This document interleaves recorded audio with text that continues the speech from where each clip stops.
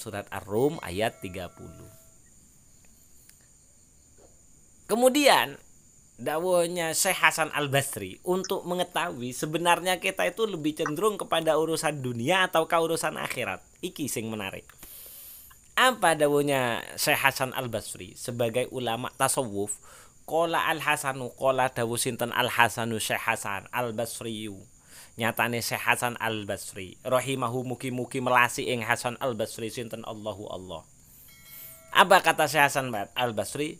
Ya'khudhu ngalap sopo ahaduhum salah sijine aktsarun nas utawa alladzina ad-dirhama ing dirham anzufrihi saking sak kukune ahad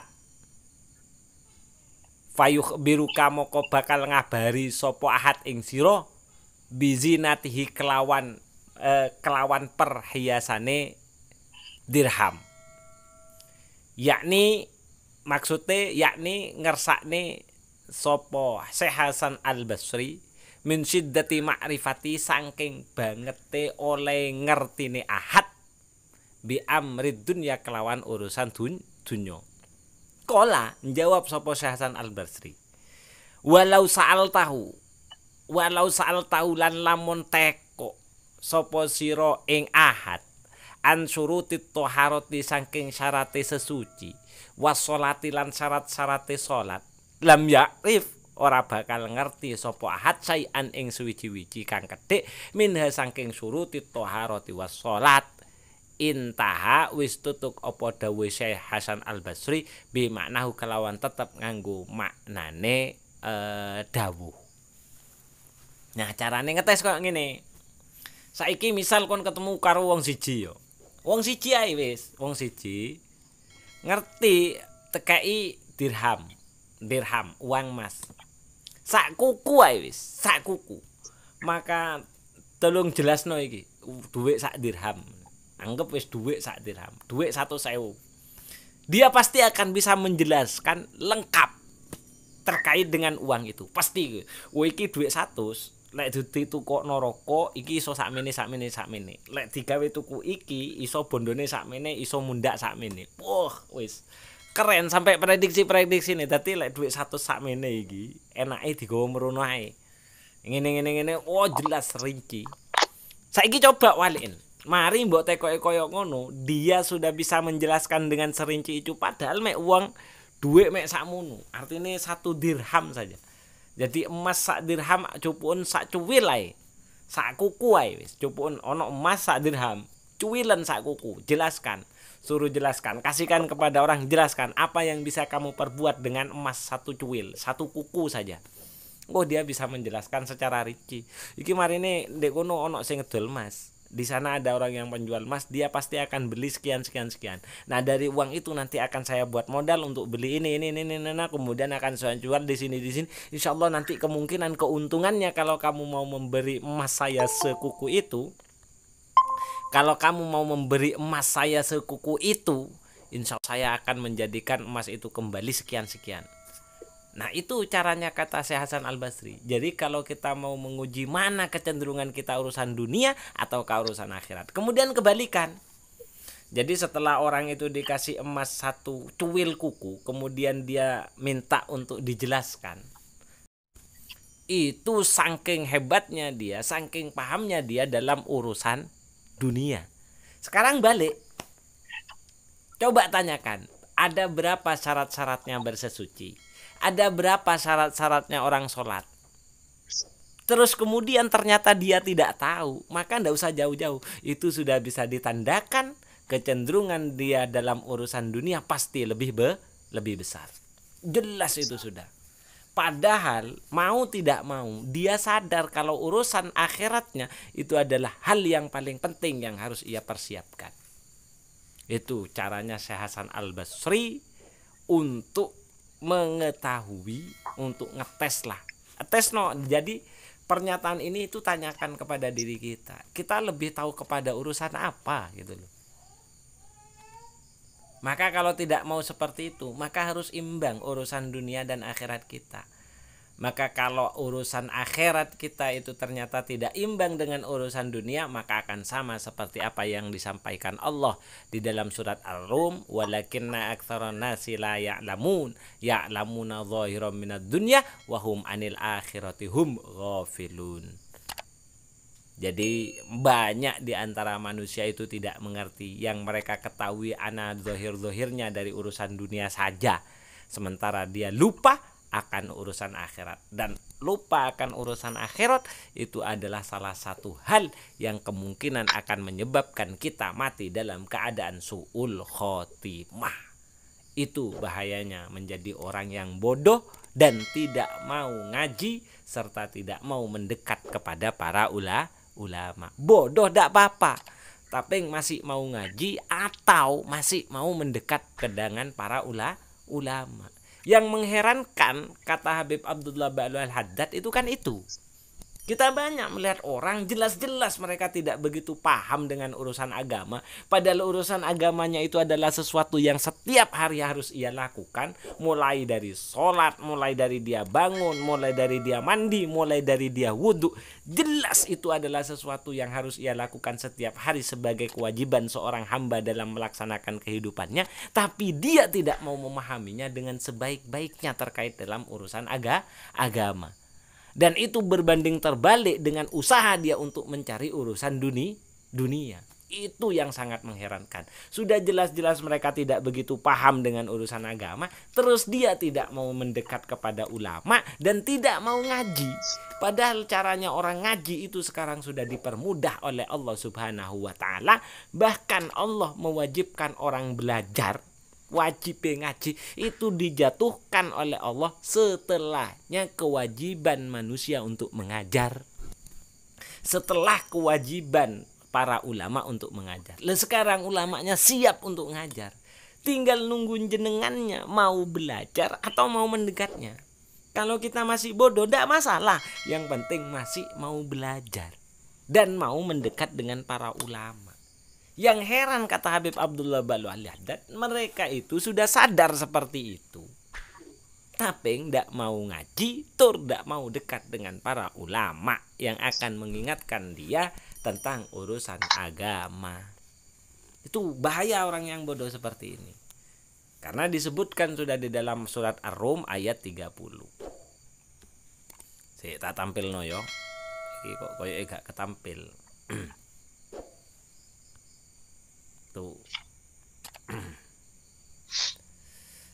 Terus kemudian lanjutannya adalah wa'alal jumlati lan ing atase sak gemblengan.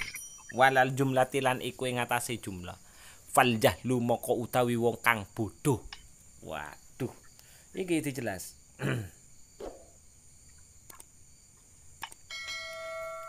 Wa'alal jumlati lan iku tetep ing atase sak gemblengan. Fal jahlu utawi kalimat fal jahlu moko utawi kebodohan iku rok susururi pokoke atau penyebab utama. Rok susururi penyebab utama ne keoloan. Rok susururi pokoke keoloan wal balaya lan cuba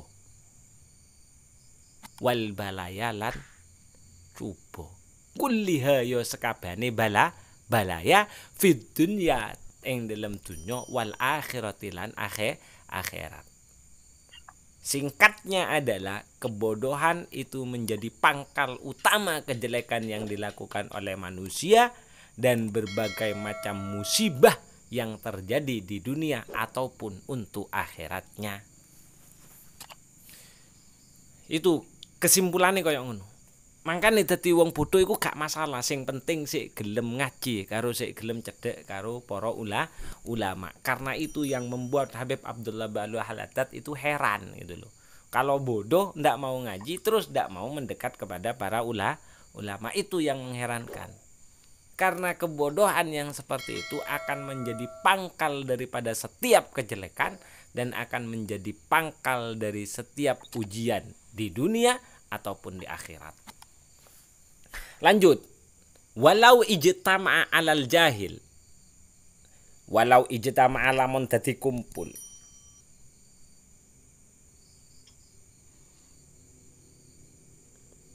Walau ijtama'a lan lamun kumpul alal jahili.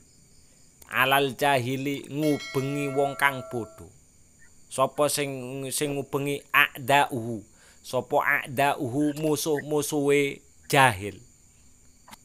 Layadurruhu terapun padha mbahayani sapa a'da ing jahil. Lam yakdiru moko ora bakal kuwasa sapa a'da ayyadurruhu ing yen to mbahayani sapa a'da ing jahil. Bimith 5 kelawan padane perkara qaddara kang temen-temen wis mbahayani apa mabi kelawan jahil. Qaddara bihi kelawan qaddara teman-teman bahayani bihi kelawan ma apa nafsuhu awak dhewene jahil.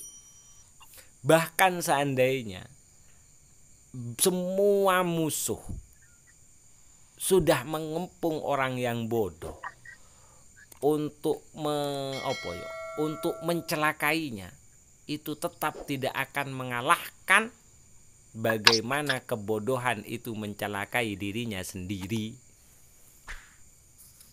Jadi yo paling wong sing nglarani awakmu paling kuate nipu paling. Yo paling kuate nipu. Tapi ketidakmampuan kamu memanage apa yang kamu miliki itu justru lebih berbahaya daripada musuh yang menyerang kamu dari luar. Iya Pak, iya itu jelas. Jadi musuh yang dari luar itu tidak terlalu bahaya ketika dibandingkan dengan kebodohan yang ada pada diri seseorang yang sanggup mencelakai dirinya itu. Kenapa? Karena kebodohan akan mencelakai dirinya dalam setiap saat dan setiap waktu. Sementara musuh-musuh yang datang itu hanya akan mencelakai dirinya hanya beberapa saat waktu saja. Tapi kalau kebodohan itu terus melekat kepada dirinya, gitu loh Pak. Kama qolal qail kama koyok keterangan kola kang ngendikaake ing masimten alqailu wong kang dawuh. Mayablugul a'da'u min jahilin mayablugul jahilu min nafsihi. Mayablugul a'da'u min jahilin mayablugul jahilu min nafsihi. Mayablugu ora bakal tumeka sapa al a'da'u pira-pira mungsuh min jahilin tinimbang saking wong kang bodho. Ma perkara min jahilin ma saking bodhoe perkara yablu kang temeka sapa al jahilu wong kang bodho min nafsi saking awak dhewene jahil. Jadi sesuatu yang didatangkan oleh semua musuh kepada seorang yang bodoh itu tidak akan pernah mengalahkan, ya kan? Tidak akan pernah mengalahkan jahatnya kebodohan yang ada pada dirinya orang yang bodoh. Wa kama qala al-akharu wa kama qala lan kaya oleh ngendika sinten al-akharu wong kang weneh.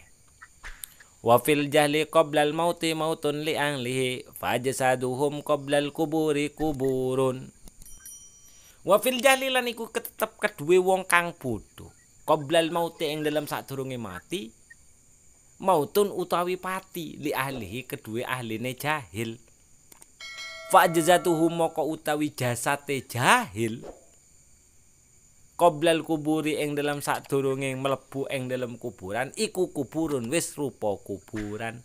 Dadi wong bodho iku mati sadurunge mati krana gak ana manfaate. Apa bedane karo wong mati? Tur iso diomongi kuburan sepi ora ana apa-apane. Jasate iku kuburan. Yo mek kuburan mlaku, asline ora ana apa-apane, ora ana masalahe. Iku lek jare para ulama. Itu bahayanya orang yang bodoh. Lanjut summa innal jahla. Summa innal jahla moko nulis sak temene utawi. Summa innal jahla moko nulis sak temene kebodohan. Al madzmuma kang winata alal itlaqi ing atase kemutlakan huwa ayat halayoiku yento mbodoni sopo al insanu insan minal ilmi saking ilmu mbodoni mau maing perkara farrodo kang wis manjibake sinten Allahu Allah alaihi ing atase jahil ilmahu ing ngawerwi ing ma ilmahu ing ngawerwi ing ma.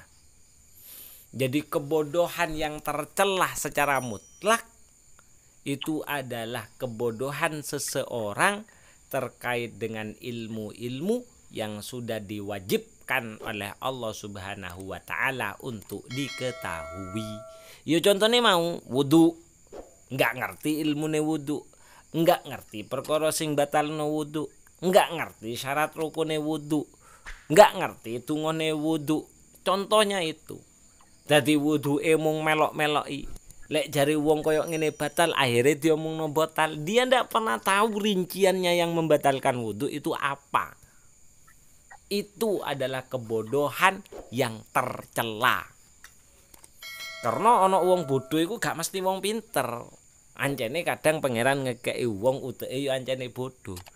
Tapi selama dia mau untuk terus belajar dan mau terus mendekat kepada orang ulama, itu tidak masuk kepada kategori innal jahla al madmuma, tidak terkategori kepada kebodohan yang tercela. Maka dari itu, jadi kebodohan yang tercela itu adalah bodohnya seseorang akan sesuatu yang sudah diwajibkan oleh Allah untuk diketahui. Contohnya seperti wudu, najis yang setiap hari kita geluti, sholat yang setiap hari kita kerjakan. Kok kita tidak tahu syarat rukunnya, hal-hal yang membatalkannya? Itu bodoh sing dicelo. Itu adalah bodoh yang yang tercela.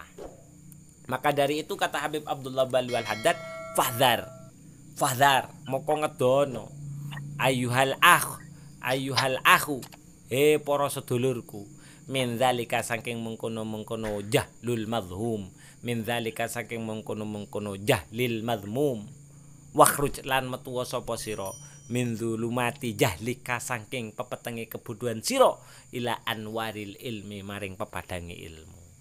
Wahai saudaraku, maka jauhilah kebodohan yang seperti itu. Keluarlah dari gelapnya kebodohan yang kamu miliki dan teruslah kamu belajar untuk bisa menggapai cahaya-cahaya keilmuan, kata Habib Abdullah Balwi Al-Haddad. Walaisa biwajibin alaika, walaisa lan ora ono iku biwajibin. Walaisa lan ora ono iku biwajibin tetap kelawan perkara kang wajib alaika ing atase sira. Antat tasia utawi yen to antat tasia utawi yen to ngamot sapa sira fil ilmi ing dalam ilmu.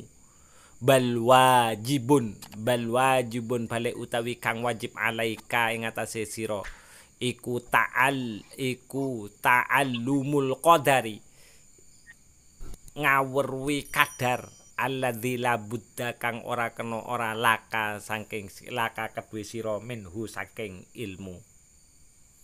Wala ghinan laka anhu, wala ghinan lan ora ana sumuge iku maujud laka kedue sira anhu saking ilmu.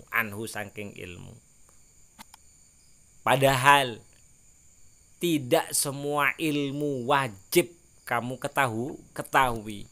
Bahkan kamu cukup mempelajari ilmu-ilmu yang wajib yang sudah diperintahkan oleh Allah Subhanahu wa taala, yang mau tidak mau kamu harus mengetahuinya. Contohnya apa? Ya di dalam bab rukun Islam, seperti halnya sholat, seperti halnya zakat, seperti halnya puasa. Zakat pun untuk saat ini tidak wajib untuk jenengan pelajari, karena masih belum masuk waktunya zakat fitrah.